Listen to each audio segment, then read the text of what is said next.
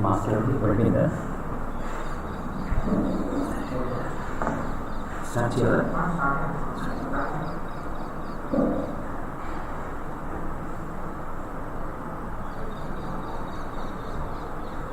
Good morning, students. Today we are going to discuss about the various diseases or disorders of the nasal septum. So before going into the subject proper, let's try to brush up the brief anatomy of the nasal cavity. As you know, nasal cavity is like a matchbox. It has got a superior roof, the floor, the anteriorly starts with the anterior naves, and posteriorly it is the vomer.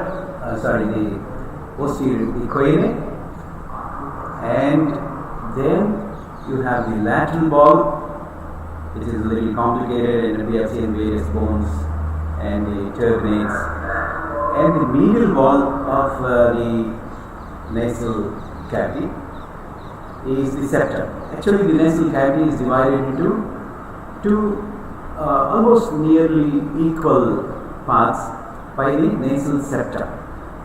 Okay, and this nasal septum is the one which is predominantly formed by the perpendicular plate of the ethmoid and the vomer. These are the two bones, and two cartilages that we mentioned are the septal cartilage and the columellar component by the medial crust of the inferior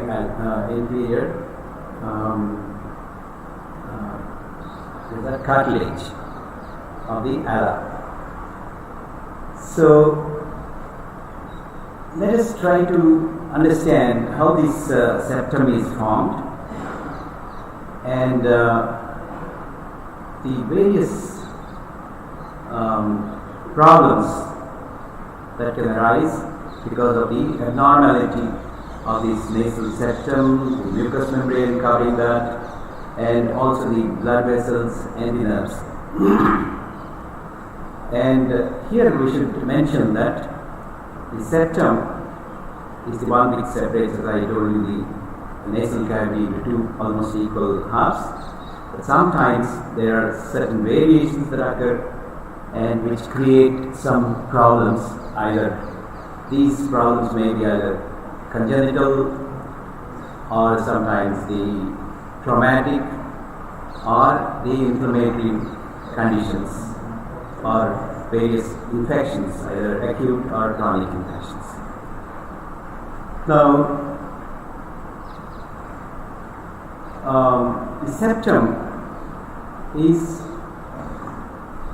the one which is very thin and which is likely to get compressed when there is some kind of a pressure, either external in the form of trauma or because of the developmental, which usually happens. The high arched palate is the palate which goes up, and this is the roof which is formed by the cribriform plate, and there is the compression forces which act, and then they make the septum bend in various directions or various ways. And let us try to slowly understand how these things happen, and when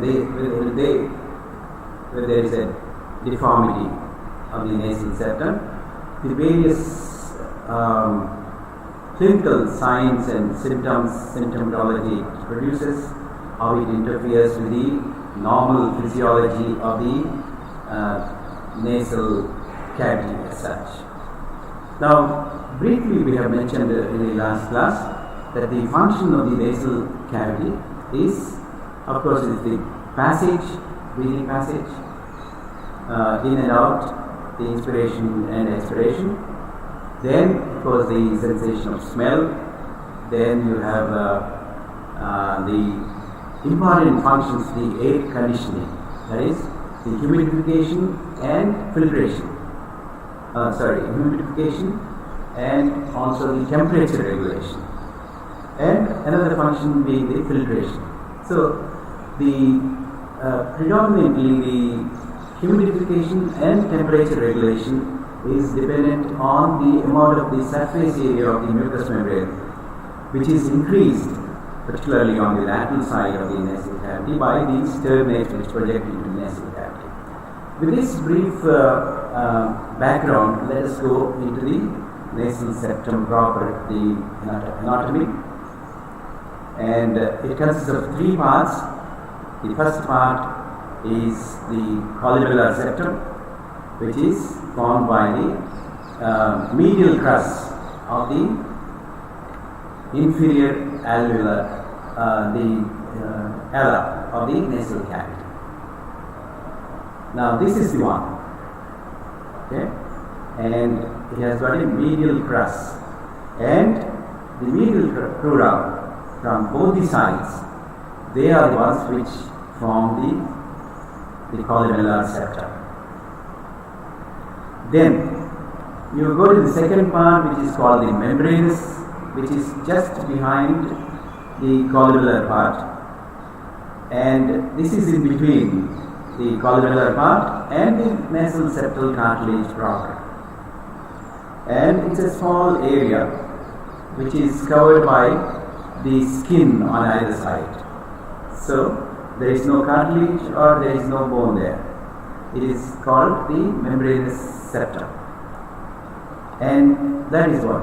And then you go into the septum proper, as I told you, which consists of perpendicular plate of the point and the vomer, two bones.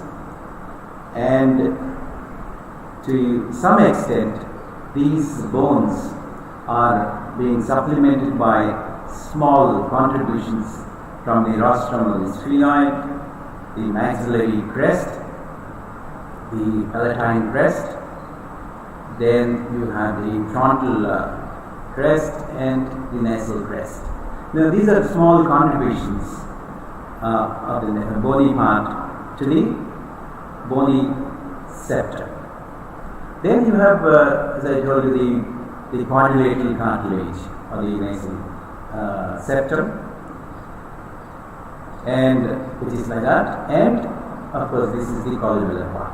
So this is how the septum is formed, and basically we should remember that this perpendicular plate of the ethmoid, vomer, the cartilage, they are very thin, and as we know that cartilage is covered by the the perichondrium, and then later by the mucous membrane, and the bone is covered by the periosteum and the mucous membrane. So the unit layer on the septum is the mucoperichondrial or mucoperiosteal layer, and you cannot separate the mucous membrane and the perichondrium. There will be tears. So the functional unit there is the mucoperichondrium and mucoperiosteum. So with that information, we go into the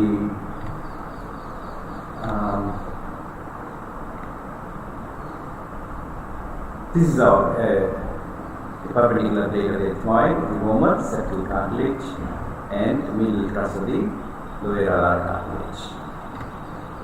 And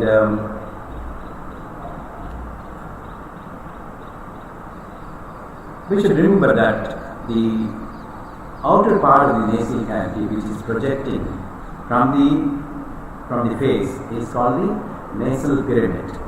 And this nasal pyramid is the one which is partly by the bones, the frontal as well as the nasal bones, and the cartilage. That is the one which supports the nasal dorsum. This is called the nasal dorsum. So this is supported above by the bones and below by the septal cartilage. So this aspect we have to remember, that when we do surgical procedures on the septum, we cannot remove the entire part of the cartilage, because that is the one which supports the nasal dorsum, and so if there is no support, there is likely that this dorsum of the nasal cavity, nasal nose, the pyramid, nasal pyramid comes down and gives rise to certain problems. Then we go to the and as I told you, the cartilages are covered by the perichondrium, and the bone is covered by the periosteum. And so whenever there is a kind of a trauma, injuries, where there is a collection of the blood, which may later get infected and give rise to an abscess, the mucoperichondrium and mucoperiosteum, these are the ones which are lifted away, and basically these are the ones the cartilage gets the nutrition from.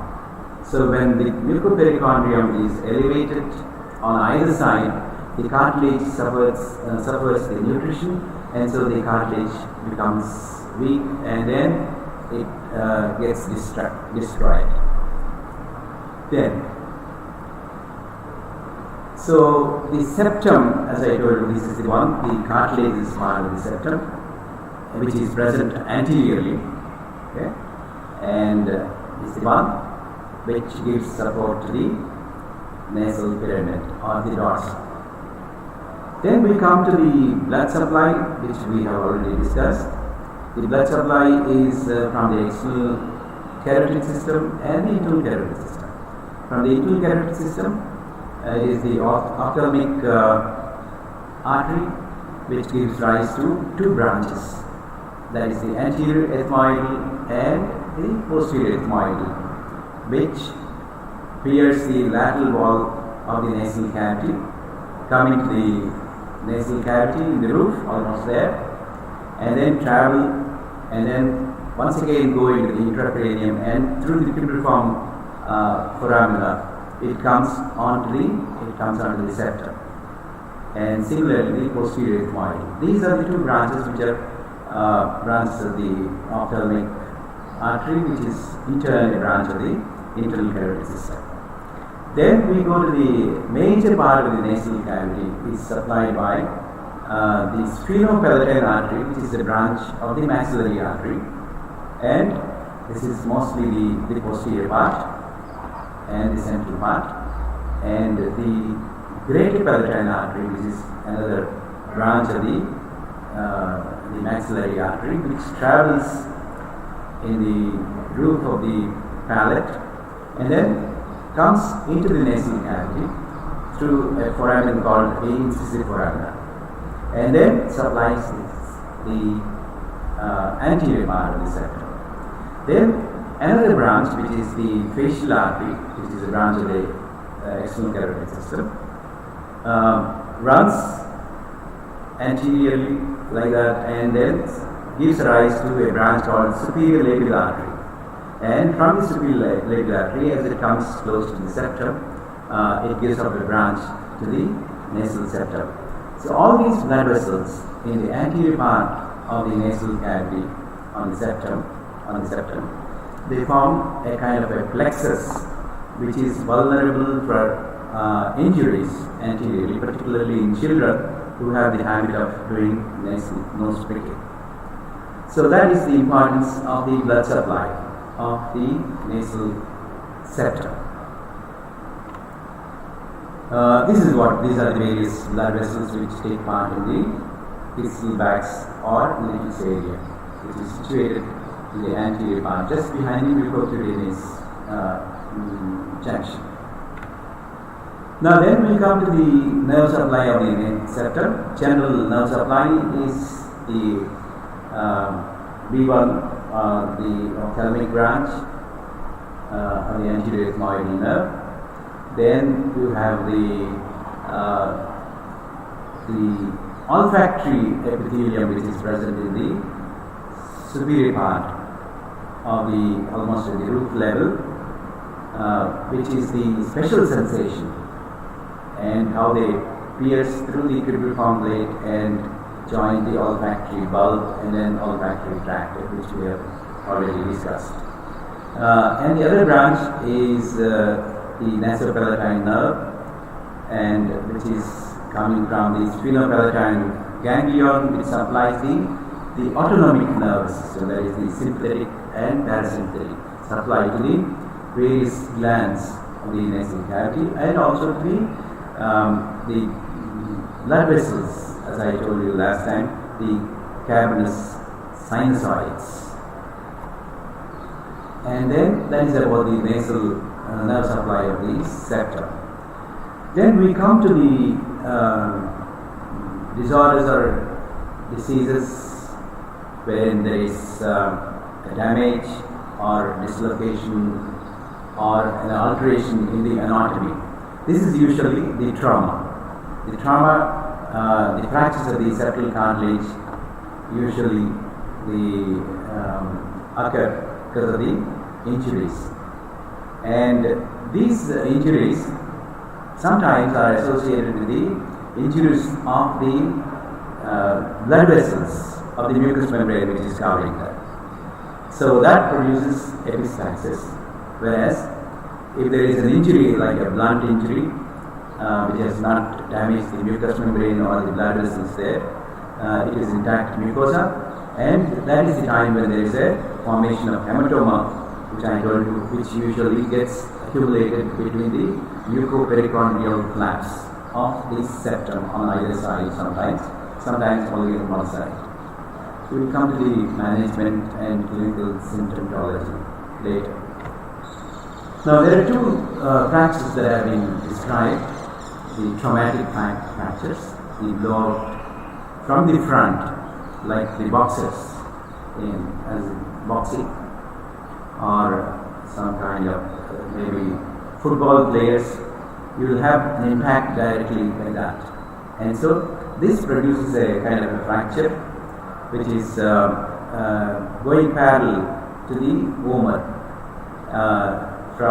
starts from the anterior nasal spine and then goes parallel to that, and ultimately it goes up to the perpendicular plate of the ethmoid and the junction between the bone and the cartilage.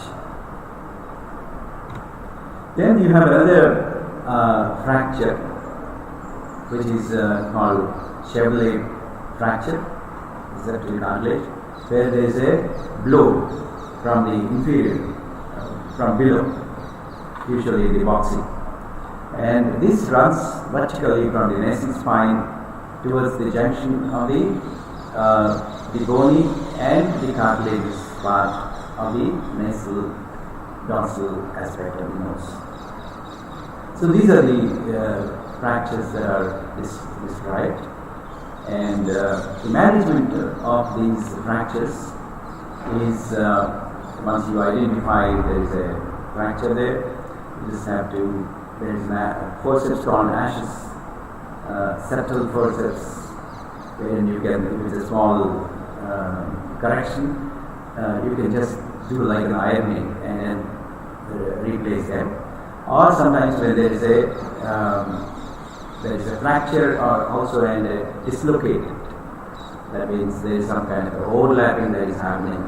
So you may have to open the mucopericardial flap and then fix the fractured side of the cartilage. So that is what is the management of the nasal septal cartilage fractures. Then suppose you don't treat these nasal fractures, the septal fractures, what happens is the major part is initially there is the deformity, and after certain period, usually the fractures, they unite in that way, because these are the bones which do not move, and so there is a deformity which becomes permanent, either in the form of a deviated nasal septum, And sometimes it is also involved in the anterior part of the septum. The columellar part of the nasal cavity becomes irregular. One is big and the other one becomes small. So these are the complications if you do not correct the fractures at this early time. They usually take about 1 week before the edema comes down, and then you correct the fractures. If you do not, these are the complications which can give rise to and which may necessitate bigger surgical procedures, planned surgical procedures to correct that. Now then we go to a topic which is called the deviated nasal septum. Now, as I told you, the septum is a thin, bony and cartilaginous part of it, and it is likely to be disturbed by the pressure changes, either because of trauma or sometimes some kind of infections or some kind of a situation where there is some kind of a foreign body here for a long time, gets pushed. So, and let's see how these, what are the various etiological factors which contribute to the formation of the deviated nasal septum. As a child, in the infant, the major part of the nasal septum is formed by the cartilage. Then, of course, the purkinjeval plate and the ulna develop and then give that support posteriorly. Whereas in an infant and a child, the cartilage part is the one which is more, and that is likely to get compressed very easily. And the various etiological factors that have been mentioned are the injuries, the trauma, and as we have seen, and trauma at birth during passage through birth canal. That is the first stage of labor. There is compression forces on the nose act for a long time. That is one of the causes. They found that the nasal septum, without any external injury that is been noticed later, is the cause for a deviated nasal septum. This usually happens in the firstborn child, where the stage 1 labor is delayed. Then you have the developmental, as the face develops in size. So if you see the nasal, the entire head is so small in an infant, but all the bones grow, and the nasal septum is in between the palate which forms the floor, and of course the roof, where you have the frontal, the ethmoidal bones, the cribriform plate, and posteriorly the sphenoid. So there is a compression force that is as the arch of the palate increases in size and goes up, and the frontal anterior cranial fossa, when there is a growth from above, gives rise to, because as I told you, it's a thin bone and thin cartilage. So there are compression forces which give rise to this kind of a deviated nasal septum, and these are called the developmental errors. They don't give any history of trauma. Then, of course, the racial factors, the Caucasians affected more than the Negroes, and the hereditary factors have been observed, and usually they run in families. Now, there are various kinds of deviations that have been described. As you know, we go back into the structure of the nasal septum. We go back into the nasal septum. We have seen that the inferior layer is the nasal crest, and the nasal crest has got a small depression into which the cartilage sits. Okay, and so when there is some kind of a trauma, there will be, this is the nasal crest, and that is the nasal septum. So when there is some kind of a force from the side, this from the nasal crest, the nasal septum goes to one side and projects anteriorly in the anterior nares. So this is called an anterior dislocation. Now, then we go to another kind of a deviation, which is called the C-shaped deviation, which we all know because of the compression forces that occur between the hard palate and the roof of the nasal cavity.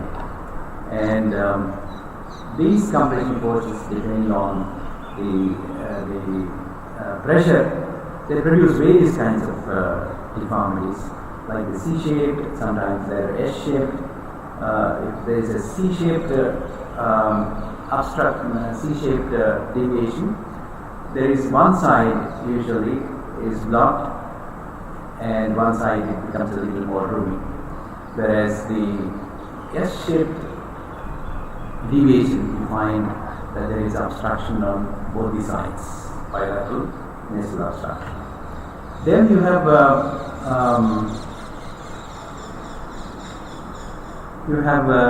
acute angulations, particularly at the region where you have the bony and cartilaginous junctions. Okay, that is the maxillary crest, and that is the septum, which sits into the groove there, and there is the junction between the cartilage and the bone. Sometimes there are acute shelf-like projections which sometimes touch the lateral wall of the nasal cavity, and they are the ones which produce nasal obstruction, as well as because of the stretch of the nerve, anterior ethmoidal nerve, they produce kind of a headache called the neurological headache. It's called Schluder's neuralgia. And because of this deviated septum, as the air passes through the nasal cavity, there are some forces, the turbulence of the air that is produced at the constriction level produce some kind of a trauma to the mucous membrane, and then some blood vessels, submucosal blood vessels are the ones which rupture and give rise to epistaxis. So these are the various kinds of deviated nasal septums that we see. And in addition to that, when there is a trauma to the nasal cavity and the mucopericardium on either side, there is a blood clot. If it is not cleared, it usually forms organized kind of a hematoma, wherein the fibrous tissue gets deposited and it becomes a kind of a permanent thickening of the nasal septum, which interferes or reduces the nasal cavity on both sides. So this is called the thickening of the nasal septum. Then we go to the various clinical features with which the patients come to the outpatient department. First and foremost is the nasal obstruction. This may be, as I told you, the unilateral or bilateral. And the site of obstruction may be in the anterior part of the nasal cavity, that is the vestibular part. At the nasal valve, last time I think we discussed about the nasal valve, which is formed by a depression in the upper alar cartilage, and which produces a kind of a obstruction in the anterior part of the nasal cavity, along with the anterior end of the inferior turbinate, and on the lateral side, and then on the medial side it is the septum. So that forms the nasal valve. So there may be obstruction of the nasal valve, or in the apical region, or in the turbinate region, or posteriorly in the choanal region. So this is as far as the nasal obstructions. Now the second presentation is the headache. This headache, as I told you, that there is acute angulation of the septum, which is called the spur. There is a stretch of the nerve, anterior ethmoidal nerve, which gets stretched and gives rise to, or sometimes it impinges on the lateral wall of the nasal cavity and produces a headache. That is one cause of headache. And the other thing is the deviated nasal septum, because of as it narrows the nasal cavity, particularly in the region of the middle region, wherein the air passes through a small narrow passage. There are certain forces that make the nasal septal and the corresponding area of the lateral wall of the nasal cavity to become a little edematous, and that is the area where you have all these the anterior group of sinuses, predominant, the frontal sinus, the maxillary and anterior middle ethmoidal sinus is open, and so there is some kind of edema that forms there in that region, and which narrows the passages, and so the mucociliary clearance from the nasal sinuses doesn't happen, and there is accumulation, and which in turn gives rise to the sinus related problems. Then you have the epistaxis, as I told you, as it passes through a narrow passage there. There is some, according to the Bernoulli's phenomena, there is a negative force exerted at the site of construction,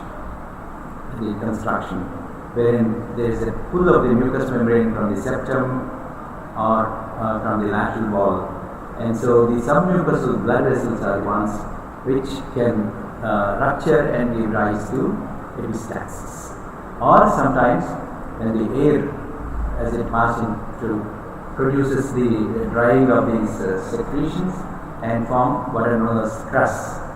And these crusts produce some kind of irritation, and when you try to remove these crusts, it starts bleeding.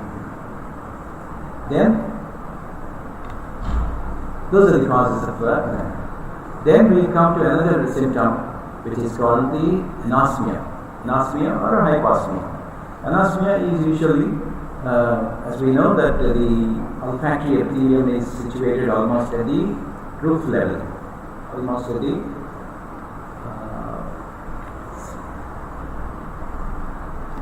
olfactory epithelium is almost at the roof level. So air has to pass through the anterior layers, and then usually there is a current, which is the lamellar flow, as we have discussed last time.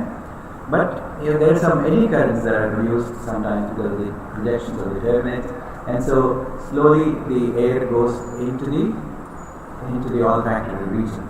Usually that is what is normally perceived. But when there is a deviated nasal septum, there is an obstruction for the air to go into this area of the olfactory area, and so it produces the hyposmia, or sometimes a total loss of smell perception, which is called anosmia.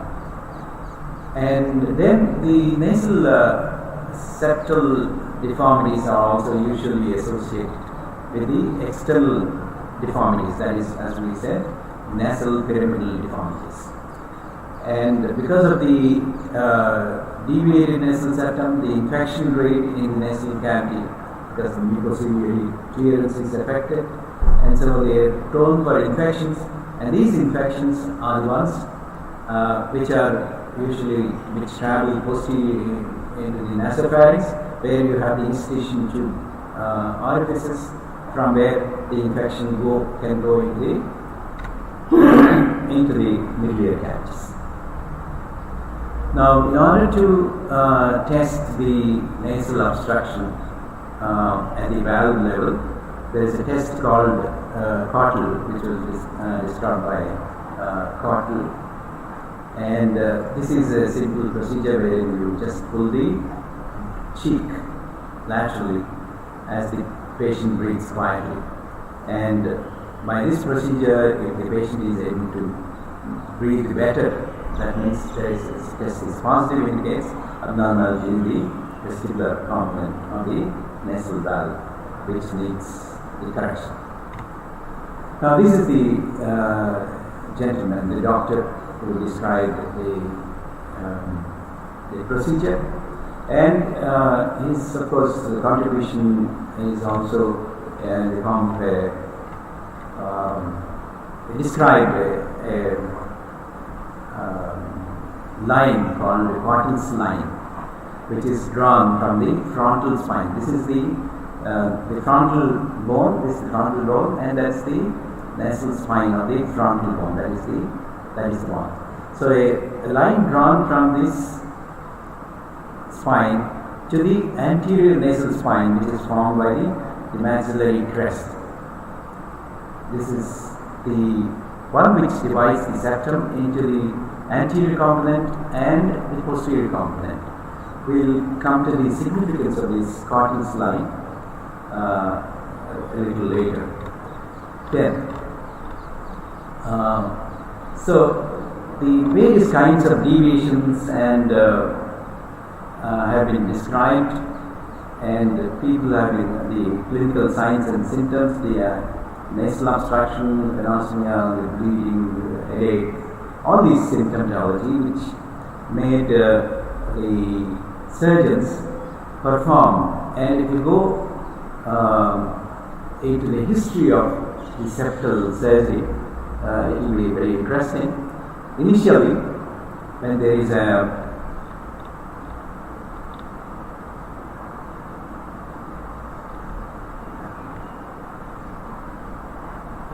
initially when they found that the first surgery was conducted by Dr. Bosworth, who said when there is a deviated nasal septum, said okay, let us remove the entire nasal septum, which is removed with a punch forceps or whatever it is, and made both the cavities into a single cavity.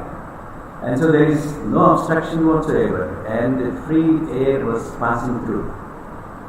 But there was a problem. This was the first surgery to go into history, which was done by Dr. Bosworth, and he has totally taken out the septum and made both the nasal cavities into a single cavity, and so there is no obstruction.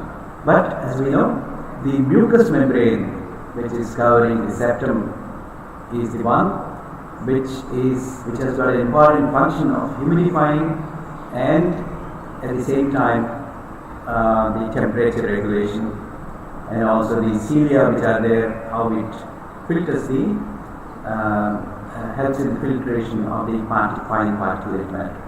So that function of the nose, the physiology is interfered, and so people have tried to say, okay, this is not the procedure ultimate answer, and they have looked for better results. And the next person who came was the Ash, and he said, okay, let us not take out the entire septum, let's make two cruciate incisions wherein there may be overlap of the septum, so that at least the septum is in the midline. But this also did not give good results. And then it was freer. He said,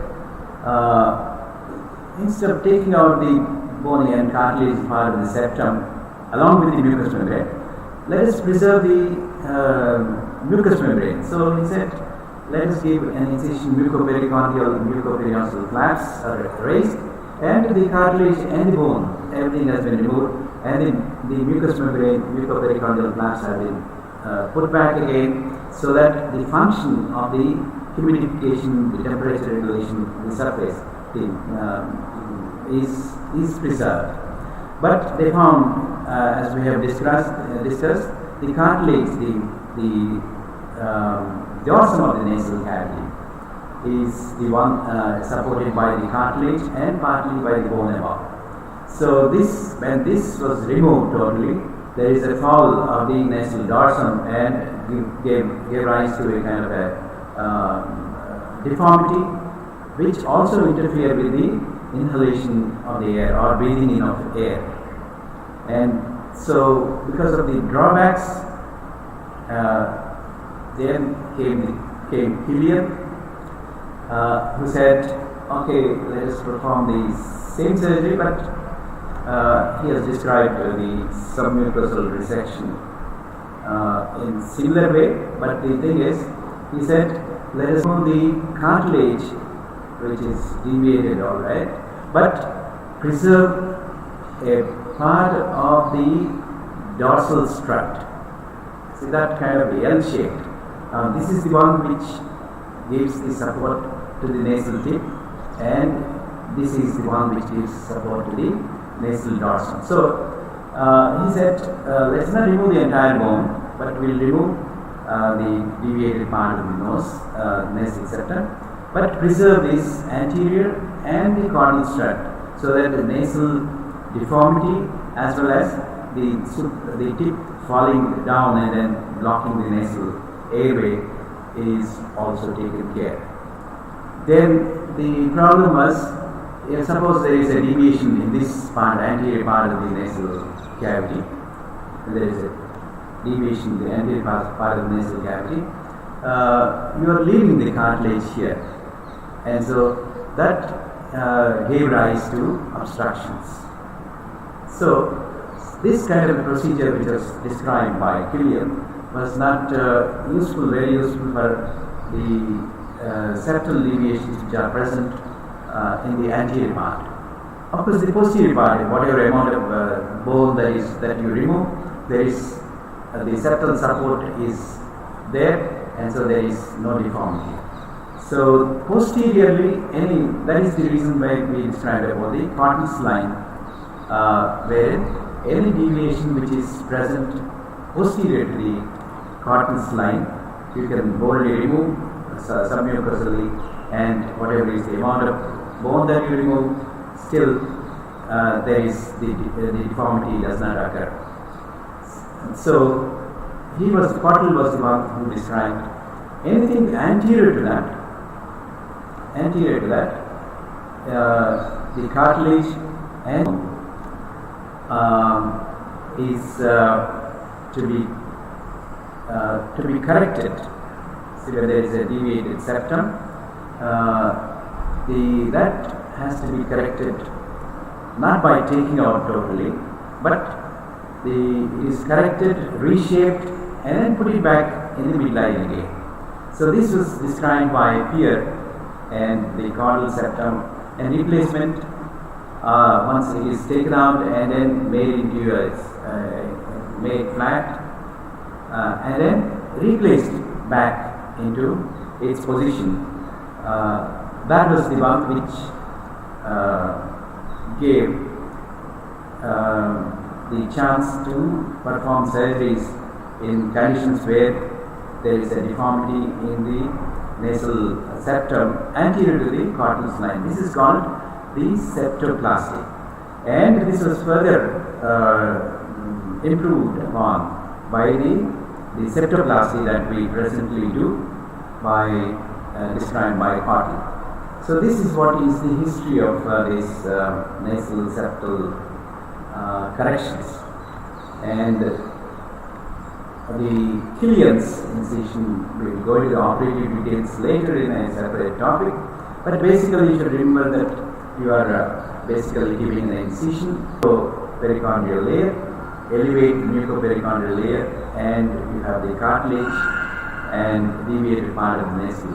And the cartilage is removed and the two flaps are brought back, and the nasal cavity is packed so that the mucopericardial flaps are adherent to, so that this is how the nasal packing is done. So that there is no dead space in the mucopericardial, in the nasal septum, which prevents the formation of septal hematoma, which may lead to septal abscess and further complications. So that is as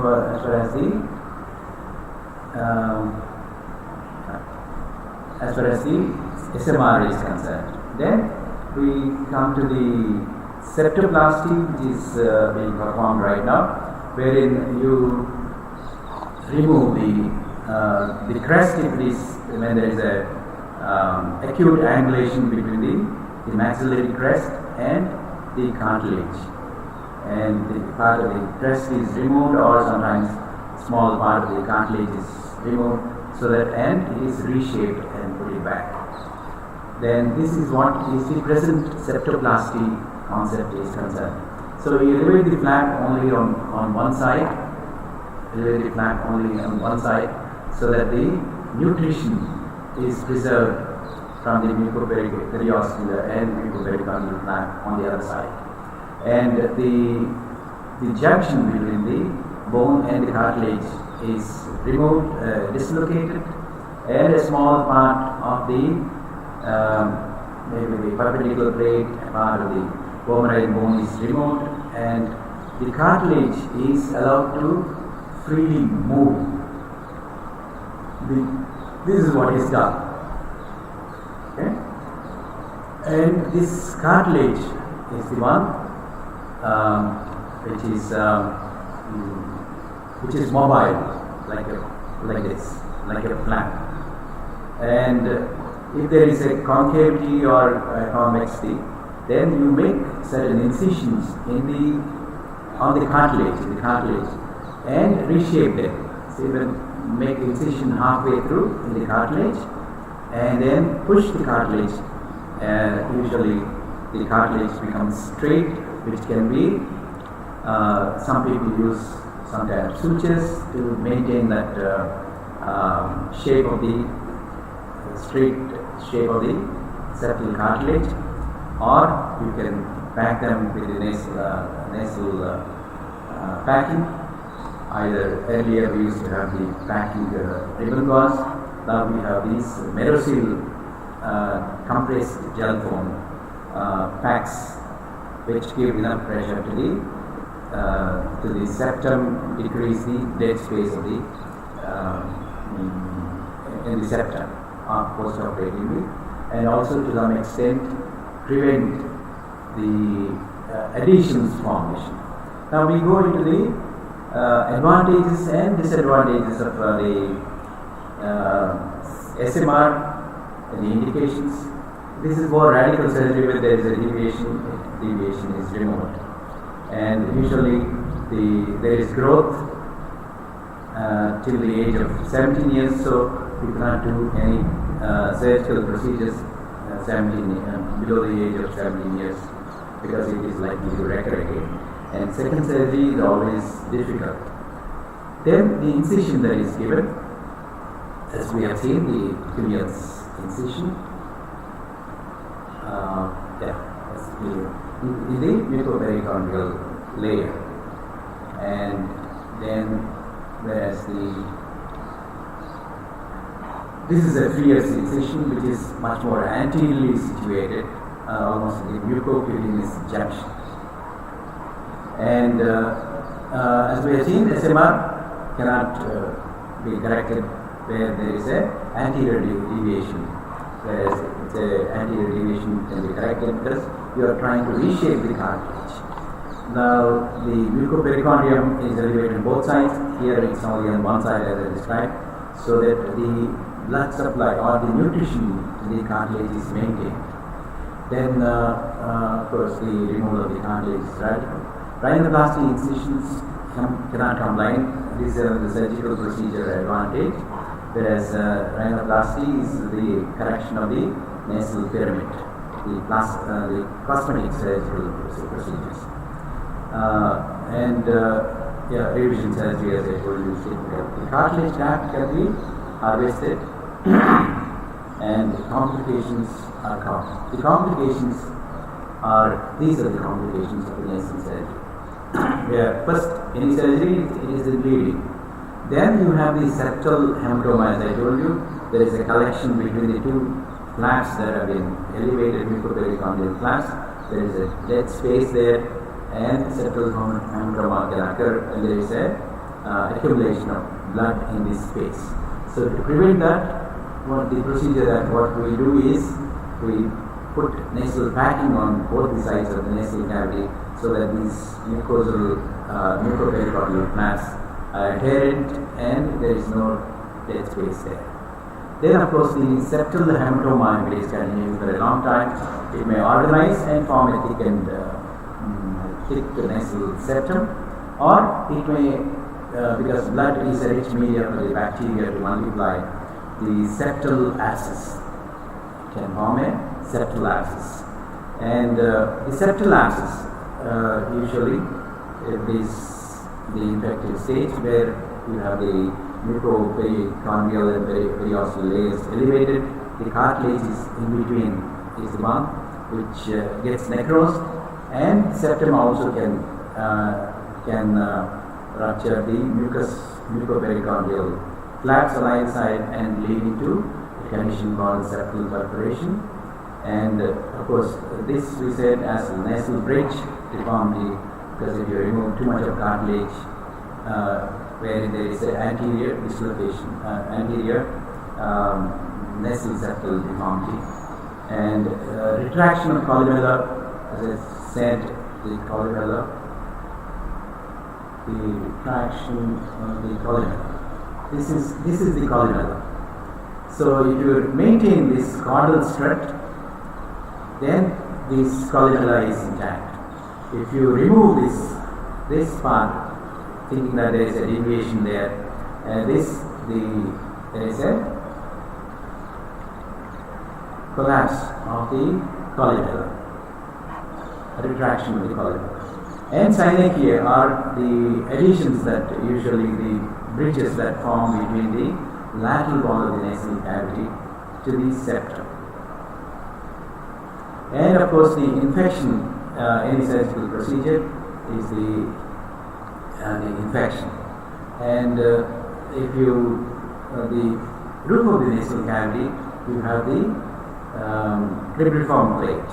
So if you, in the surgical procedure, if you go too high up, and you are likely to pierce the cribriform plate and give rise to CSF rhinorrhea.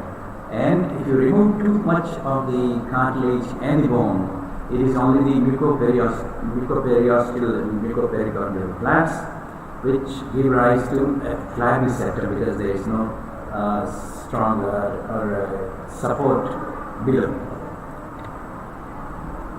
Then we come to a condition called septal hematoma. As we said, the etiological factors is collection of blood. That is how the blood gets collected in the mucopericardial and the cartilage, space between that. And this is usually because of the blunt trauma or iatrogenic, that is when we do the septoplasty or the septal corrections, the flap is not totally put in place, and so there is a dead space where it can collect. And usually it produces, if it is on one side, nasal obstruction on one side. Sometimes if it is present on both the sides, it produces nasal obstruction on both sides. And also when you examine, you will find the entire septum is swollen up, and if you try to palpate with a small probe, you will find that this is a soft one, fluctuant. That means there is a fluid, either the blood or sometimes pus also. Now that is as far as the septal hematoma is concerned, and small hematomas you can maybe with a wide bore needle you can aspirate. Large hematomas have to be drained adequately, and the cavity is packed with the sterile gauze, and then regular dressings have to be done so that there is no further accumulation in the dead space or the space that is created. Now the complications of a septal hematoma, as I told you, if it is drained, organized, it becomes a fibrous tissue and permanent thickening. And the secondary infection results in a nasal septum. Then septal abscess. As I told you, the septal abscess is because of the hematoma that is formed, which attracts the infected bacteria, and so it forms the septal abscess. And then the treatment, is incision and drainage as is shown here. And the septal perforations I told you, a through and through perforation. The small perforations usually give rise to symptoms like whistling. Big perforations give rise to what are known as the crust formation and abscess. And these are the various conditions where septal perforation can occur pathologically. First one is the traumatic, then the pathological, and various drugs, and sometimes idiopathic, you don't know. So that is as far as the septal perforation. Treatment is small flaps. You can close the aperture and the septal. If it's a big one, you can put a silastic process. Then nasal synegia, the adhesions which form between the septum and lateral wall, adhesion between middle, terminate and lateral wall, following the nasal surgery. So nasal packing adequately is the way we can prevent. And the treatment is by the clearing of the septum, the nasal synegia, and putting a excision and then release and put a silastic sheets between. These are the various diseases or disorders which are the ones which can produce and how they symptomatically present, and the various corrective procedures that we need to do. Yeah, have a nice time. Bye.